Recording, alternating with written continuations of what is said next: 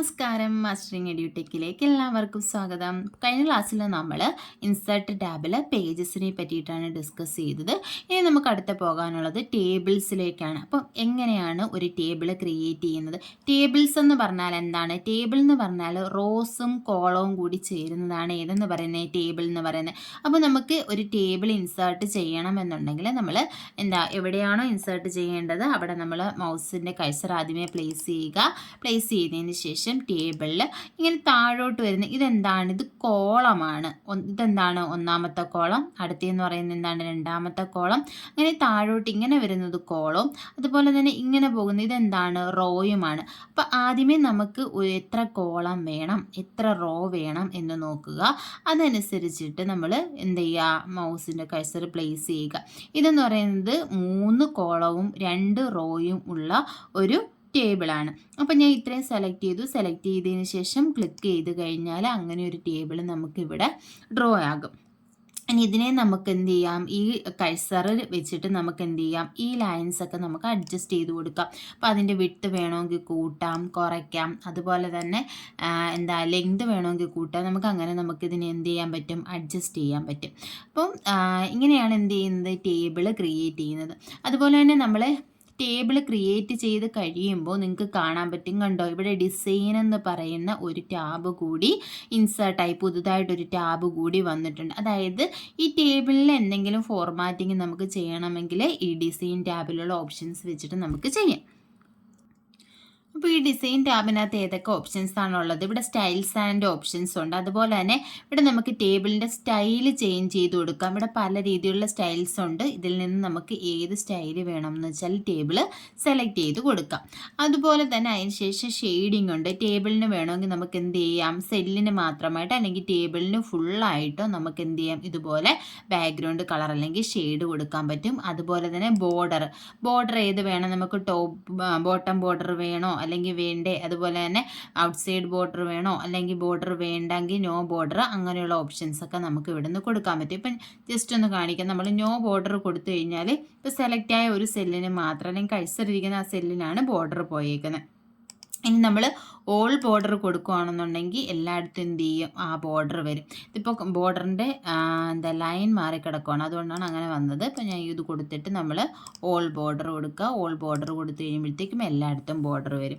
അപ്പോൾ ഇതുപോലെ നമുക്ക് എന്ത് ചെയ്യാം? ഡിസൈൻ യൂസ് ചെയ്തിട്ട് നമുക്ക് ചേഞ്ച് ചെയ്യാം. അതുപോലെ തന്നെ ഇപ്പം നമ്മൾ സെലക്ട് ചെയ്ത കണക്ക് നമുക്ക് ഇവിടെ ലൈൻസ് ഉണ്ട്. ആ ബോർഡർ ഏത് രീതിയിലുള്ള ബോർഡർ വേണമെന്ന് വെച്ചാൽ നമുക്ക് അതെന്ത് ചെയ്ത് കൊടുക്കാം? സെലക്ട് ചെയ്ത് കൊടുക്കാം.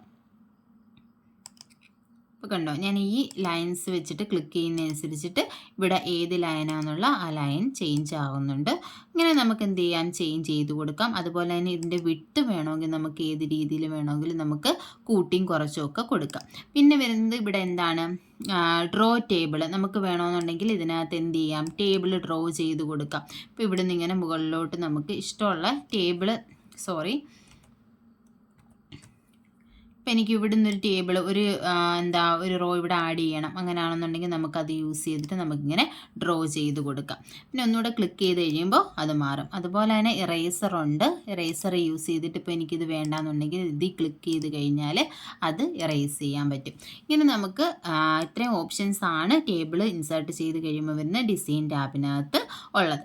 നമ്മുടെ ടേബിൾ എടുത്ത് കഴിയുകയാണെന്നുണ്ടെങ്കിൽ ഇവിടെ നമുക്കിപ്പം എത്രയാണ്? 2 റോസും 3 കോളവുമാണ് ഉള്ളത്. നമുക്ക് പുതിയൊരു കോളം വേണമെന്നുണ്ടെങ്കിൽ ലാസ്റ്റ് കോളം സെലക്ട് ചെയ്യുക. സെലക്ട് ചെയ്തിട്ട് റൈറ്റ് ബട്ടൺ ക്ലിക്ക് ചെയ്യുമ്പോൾ ഇവിടെ ഇൻസേർട്ട് എന്ന് പറയുന്ന ഓപ്ഷൻ ഉണ്ട്. ഇൻസേർട്ടിനകത്ത് വരുന്നത് ഇൻസേർട്ട് കോളം ടു ലെഫ്റ്റ് ഉണ്ട്, ഇൻസേർട്ട് കോളം ടു റൈറ്റ് ഉണ്ട്, അതുപോലെ തന്നെ ഇൻസേർട്ട് റോസ് എബോവ് ഉണ്ട്, ഇൻസേർട്ട് റോസ് ബിലോ ഉണ്ട്, ഇൻസേർട്ട് സെൽസ് ഉണ്ട്. ഇത്രയും ഓപ്ഷൻസ് ആണ് ഇൻസേർട്ടിൽ വരുന്നത്. അപ്പോൾ നമുക്ക് കോളം ലെഫ്റ്റ് സൈഡിൽ വേണമെങ്കിൽ ആഡ് ചെയ്യാം, റൈറ്റ് സൈഡിൽ വേണമെങ്കിൽ ആഡ് ചെയ്യാം. അതുപോലെ തന്നെ റോസ് നമുക്ക് ആഡ് ചെയ്യാം. അപ്പോൾ നമുക്ക് റൈറ്റ് സൈഡിൽ ഒരു കോളം വേണമെന്നുണ്ടെങ്കിൽ ഞാൻ ഇൻസേർട്ട് കോളം ടു റൈറ്റ് കൊടുത്തു കഴിഞ്ഞാൽ റൈറ്റ് സൈഡിലേക്ക് ഒരു കോളം ആഡ് ചെയ്യും. ഇനി അതുപോലെ തന്നെ നമുക്ക് എന്ത് ചെയ്യാം? റോസ് വേണമെങ്കിലും ആഡ് ചെയ്യാം.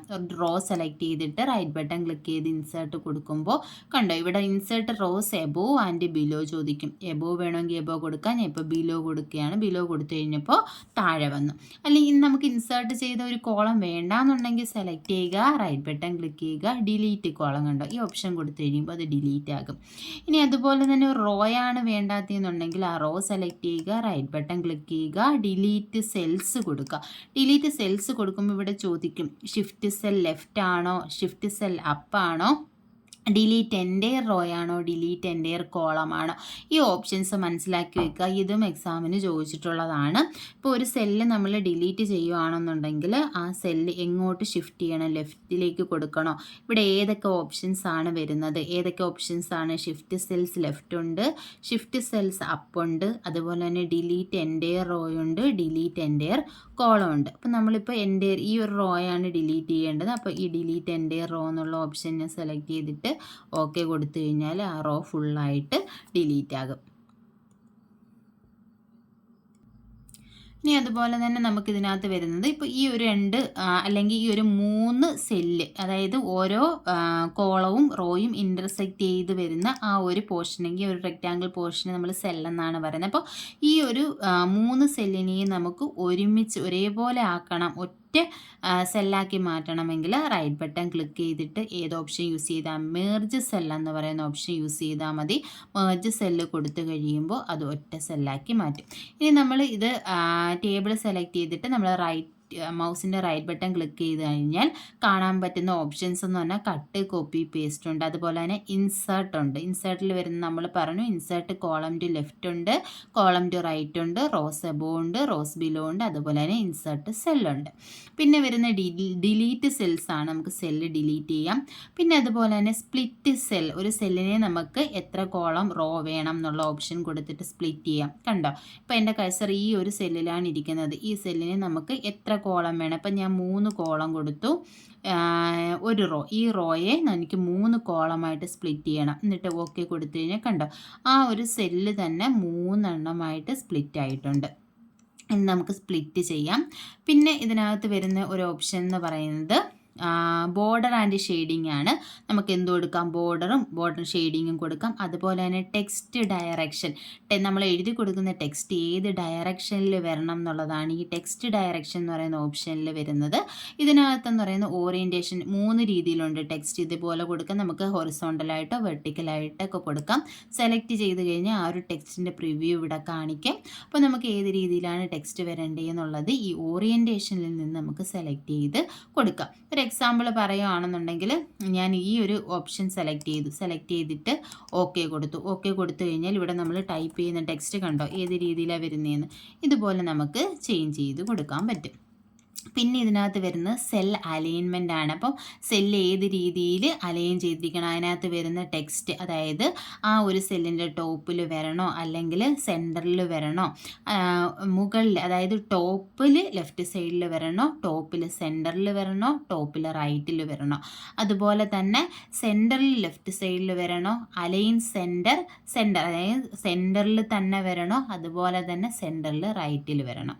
പിന്നെ ഉള്ളത് bottom left, bottom centre and bottom right, ഇത്രയും ഓപ്ഷൻസ് ആണ് അതിനകത്ത് വരുന്നത്. പിന്നെയുള്ള ഓപ്ഷൻ എന്ന് പറയുന്നത് ഓട്ടോ ഫിറ്റ് ആണ്. ഓട്ടോ ഫിറ്റ് നമുക്ക് ഓട്ടോ ഫിറ്റ് ടു കണ്ടൻറ് ഉണ്ട്, ഓട്ടോ ഫിറ്റ് ടു വിൻഡോ ഉണ്ട്, ഫിക്സ്ഡ് കോളം വിഡ്ത്ത് ഉണ്ട്. പിന്നെ വരുന്ന ഓപ്ഷൻ എന്ന് പറഞ്ഞാൽ ടേബിൾ പ്രോപ്പർട്ടീസ് ആണ്.